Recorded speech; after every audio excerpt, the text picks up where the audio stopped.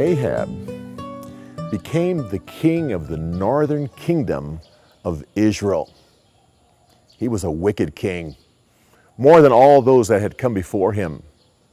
He married a Philistine woman by the name of Jezebel. She worshiped the idol Baal, and through her influence, set up a temple to Baal in the capital city.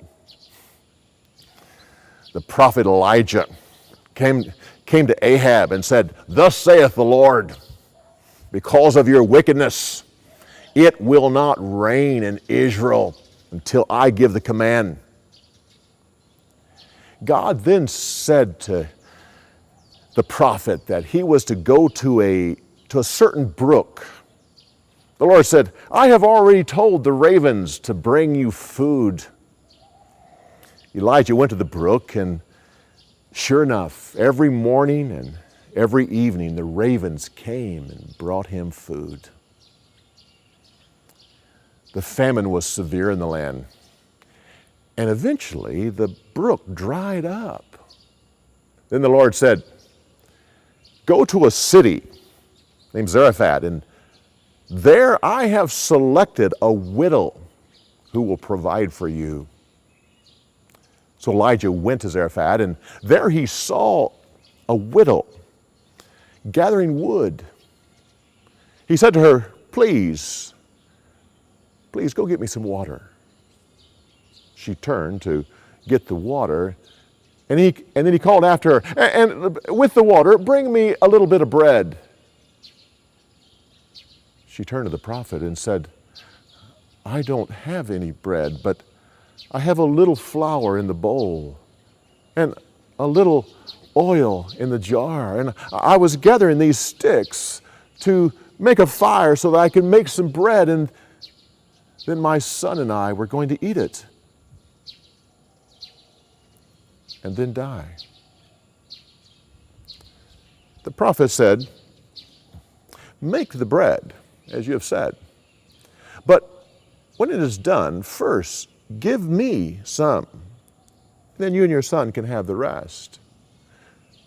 Don't be afraid to do what I say, because the Lord has said that the flour will always be in the jar, and the oil will always be there." So the widow decided to do as he said, and she made the bread and first gave him some. And it was just like the Lord had said. There was always flour and there was always oil until it rained upon Israel. She made an apartment for the prophet in the upper room, and he stayed there. Time went by, and one day the widow's son was sick. The sickness got more severe until finally he died. The woman said, "Oh, man of God, why have you come in my home? Was it to expose my guilt and so you could take my son?" The prophet said, "Bring the boy to me." He then took the boy and went up to his apartment and laid him on his bed. And he prayed, "Oh Lord God, why have you brought me into this woman's house and then have taken her son?" He then laid across the boy and he prayed, "Lord, bring life to this child." He then stood up.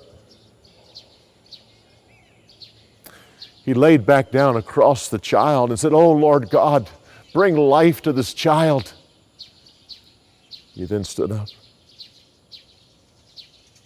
Once again, he laid across the child and said, "Oh Lord God, bring life to this child." He then stood up again. The boy started breathing. Elijah took the lad and went down the stairs to the widow and said, here is your son. He is alive.